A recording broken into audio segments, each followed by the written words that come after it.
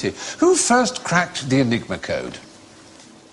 Yes. Was it the Poles? Top man! Absolutely right. You're a good soul. Yeah. There's a general feeling that we did all the work, but in fact it was a Pole in 1932, as early as that, who first cracked how an Enigma machine worked. But in the late 1930s, the Germans changed the way they worked, so that I think there was something like 364 billion possible settings each day to the daily code. Now, that's not something you could guess. But the first one to crack it in the beginning to see how it worked was a young Polish mathematician called Marian Rejewski. And if you ever go to Bletchley Park, and I do urge you to do so, there is a splendid statue to him. And have they got a good shop there? They have a very nice shop. They also have a museum of computing, which I know would excite you almost. Oh, indeed. Indeed. I can... Already moist. I mean, it is well established. The work on Enigma did do a great deal to hasten the end of the war. Eisenhower estimated that it shortened the war by 2 years, which is hundreds of thousands of lives. So it was an extraordinarily important thing that these boffins got together. But how do you think they were first brought together at Bletchley Park? What was the first move the government made to assemble the boffins? Singles club. It was almost that. It was a telegraph crossword competition. Especially fiendish telegraph crossword. And the winners were sent letters saying, "You might be our kind of chap." But anyway, they then soon became aware that having people who knew that cart horse was an anagram of orchestra was not going to win them the war. They needed really great mathematical minds. It's when the world changed, isn't it? It's when the world changed. It'll be fascinating conundrums that the Nazis will set us. But we'll have to find clues and follow them. No, you just need a supercomputer.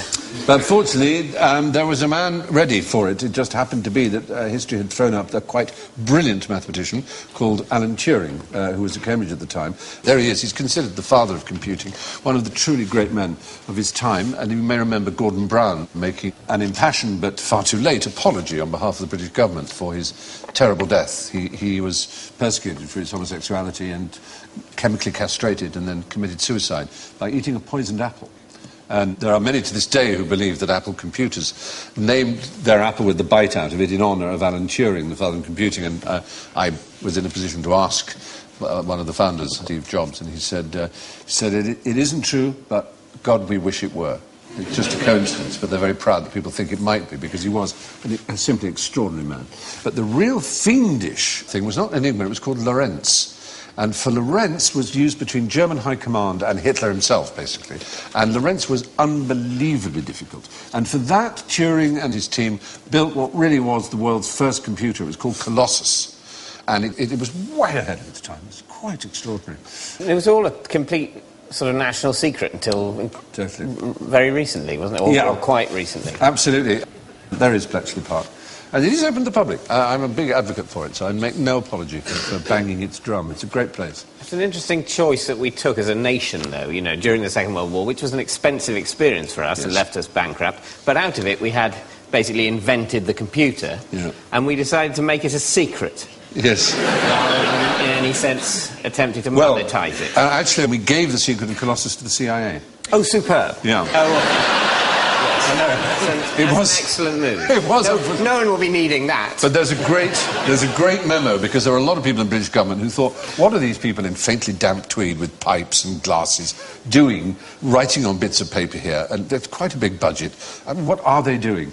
And Churchill had a look round, and the fellow explained to him what they were doing. And then there's a very famous memo in Churchill's hand that just says, "Give them what they want."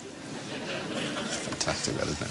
What can I just ask, and you may not be able to answer this, but what was the nature of the Enigma code? Was it mathematical or was Yes. I mean, don't ask me to give you the precise details, I'm really no expert. But it was a purely physical, mechanical device, but it had so many different rotors that had so many different angles and positions that there were hundreds of billions of permutations.